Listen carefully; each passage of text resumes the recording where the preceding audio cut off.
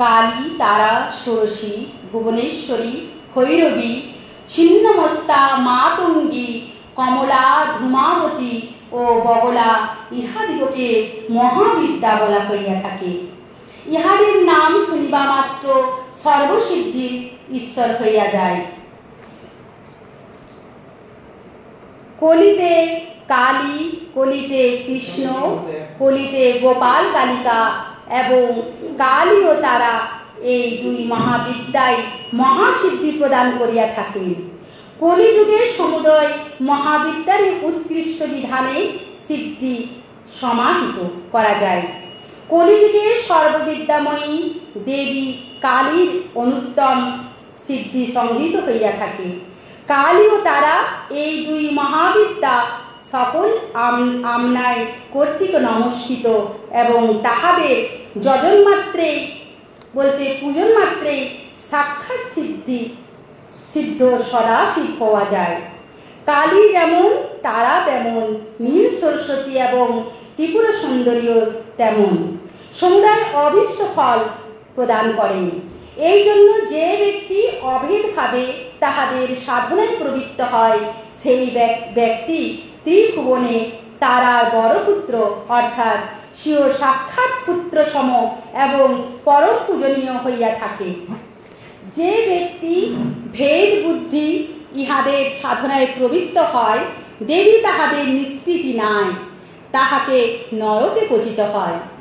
প্রায় ইহাদের সাধনা করিতে হয় না, কেবল ভক্তি দ্বারাই ভক্তি আশ্রয় করিলেই চতুর্বর্গ করতলগত হইয়া থাকে।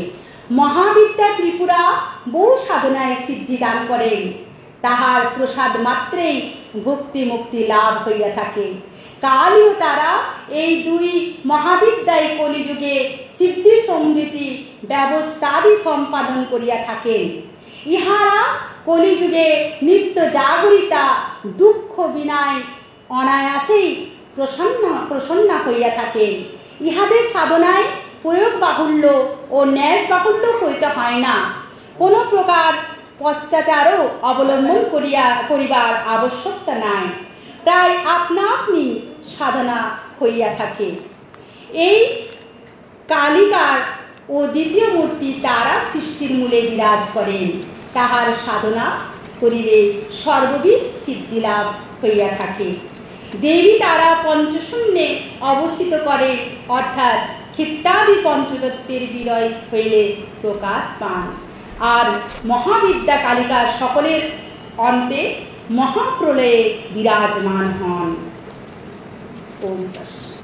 ওম পাহিত্যং করুণাময়ী প্রিয়তমাং সৎসাধকং রক্ষতু ভ্রষ্টন্নাশয়নাশ প্রিয়তমা ভক্তুরবিন্দং ময়া নিত্যং দেবী সাধু সুধাচয়ময়ী সিদ্ধিং শিবে সিদ্ধিদাম জ্ঞানং মোক্ষবিদায়কং কুরু শিবে সংহারিণী পাশবে শান্তি স্তোত্রং পঠিত্বা তু যচ্ছেতং বিহরণ্যে।